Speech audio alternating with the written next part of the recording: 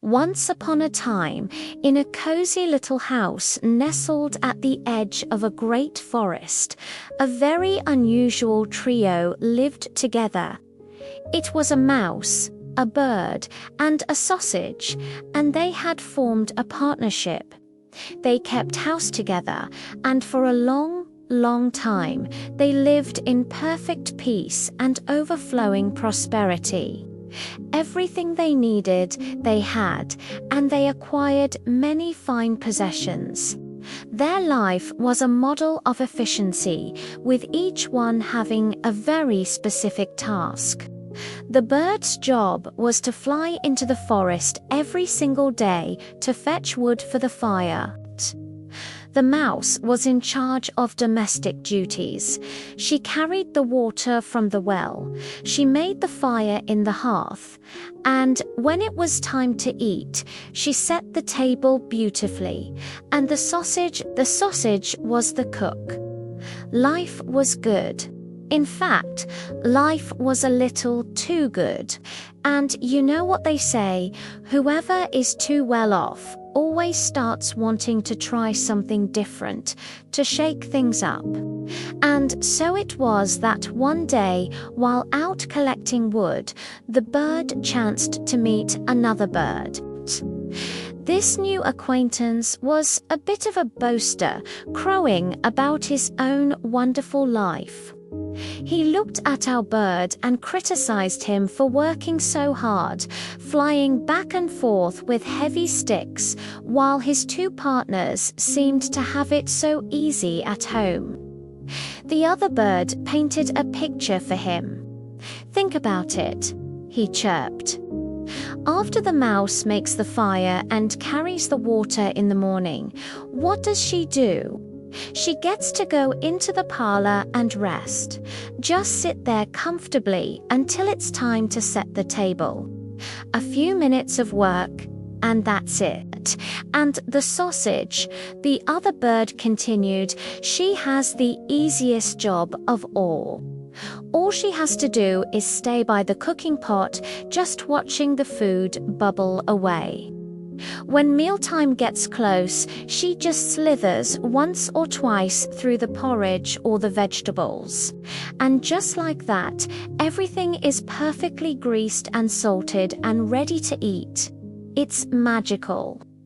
Meanwhile, you, my friend, have to haul that heavy load of wood all the way home. Then you all eat your meal and sleep soundly until the next morning. It's a great life, sure, but it seems you're doing all the hard labor." These words planted a seed of doubt in our bird's mind. He flew home that day, the wood feeling heavier than usual. The other bird's words echoed in his head. Was he being taken for a fool? Was he the only one truly working? The next morning, the bird made his decision. He flat out refused to go to the forest. He gathered the mouse and the sausage and announced, "I have been your servant for long enough. I'm not going to be a fool for you two any longer. It's time for a change. From now on, everyone should try a different task." The mouse and the sausage were shocked. They argued against it, pleading with the bird. "But our system works perfectly," squeaked the mouse. "Everything is in balance," sizzled the sausage. They explained that their harmony and prosperity depended on each of them doing what they did best. But the bird was the master of the house, and his mind was made up. He insisted that they give his new plan a try. So they drew lots. It was decided that the sausage would now be the one to fetch wood from the forest. The mouse would become the cook, and the bird, who had complained so much, would now have the seemingly simple task of carrying the water. And what was the result of this grand experiment? Let's just say it was not what the bird had hoped for. The very next morning, the new roles began. The sausage bravely trudged off toward the forest, wobbling along the path on an adventure to find wood. Back at the house, the bird, quite pleased with his new, lighter duties, made the fire. The mouse, now wearing a tiny chef's hat in her imagination, put the big pot on the flames and waited. She waited for the sausage to return with the wood they would need for the next day.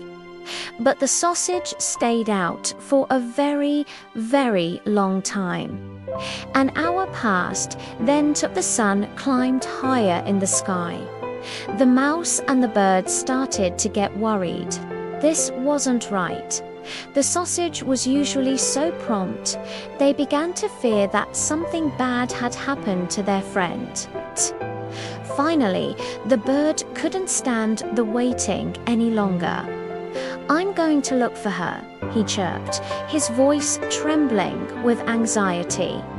He took to the air, flying along the path the sausage had taken. He hadn't flown very far when he saw a grim sight. A dog, a big scruffy dog from the nearby village, was trotting along the path, and in the dog's mouth was the poor sausage.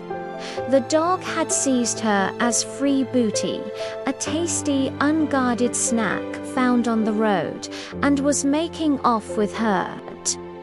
The bird swooped down, landing in front of the dog, his feathers ruffled in fury and grief. He complained bitterly to the dog, scolding him for this brazen abduction of his friend. But the dog was completely unapologetic. He simply claimed, with a smug look, that he had discovered forged letters on the sausage. It was a ridiculous lie, of course, but the dog declared that because of these supposed forgeries, the sausage had to forfeit her life to him. There was nothing the small bird could do against the much larger dog. Filled with a deep and heavy sorrow, the bird gathered up the few scattered sticks of wood that the sausage had managed to collect before her terrible fate. He carried them home himself, the weight of his grief far heavier than any wood he had carried before. He flew into the house and told the mouse what he had seen and what he had heard. He told her about the dog, the lie about the forged letters, and that their dear friend, the sausage, was gone forever. They were both terribly, terribly sad. They cried together, mourning the loss of their companion and the happy life they once shared. But after their tears were spent, they looked at each other and made a solemn promise.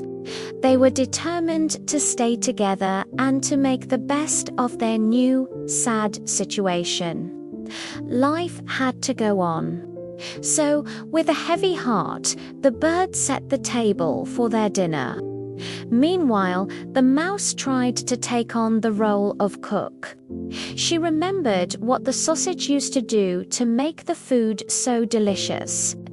She thought, "I must do what the sausage did," and so she bravely tried to prepare the food. She stood at the edge of the bubbling pot of vegetables. Taking a deep breath, she jumped in just as she had seen the sausage do so many times. She intended to slither and weave through the vegetables to grease and salt them, but the mouse was not a sausage. Before she even reached the middle of the pot, the boiling stew scalded her fur and skin right off. The poor little mouse perished in an instant, her well-intentioned effort ending in tragedy. When the bird, having finished setting the table, came to get the food, there was no cook to be found. The pot was bubbling on the fire, but the mouse was nowhere in sight. "Mouse, "Mouse, where are you?" he called out. He was beside himself with panic. He threw the firewood this way and that in a frantic search, calling her name, looking under the table, behind the chairs, everywhere. But of course, no cook was to be found. In his distress and carelessness, tossing the wood around, a stray piece fell from the hearth. It was still glowing with embers. It landed on the pile of dry wood he had scattered across the floor.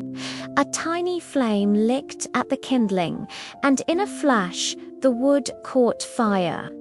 The flames leaped up the curtains and spread with terrifying speed. The entire house was soon ablaze.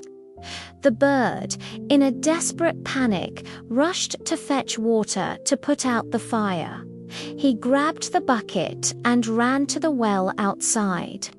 He leaned over the edge to lower the bucket into the cool darkness below, but in his haste and terror, he lost his footing. The bucket, heavy and awkward, slipped from his grasp, and it fell into the well, pulling the poor bird down with it. He tumbled into the dark water, and with no way to get out, he drowned. And so, because one of them was not content with their good fortune, because they tried to change what was already perfect, the sausage was eaten, the mouse was boiled, and the bird was drowned. And that was the end of the mouse, the bird, and the sausage. Their peaceful home was gone, and their happy partnership was destroyed. All because of a little bit of envy and a desire for a change that was never needed. Thanks for watching. Remember to like this video and subscribe to the channel for more classic stories. See you next time.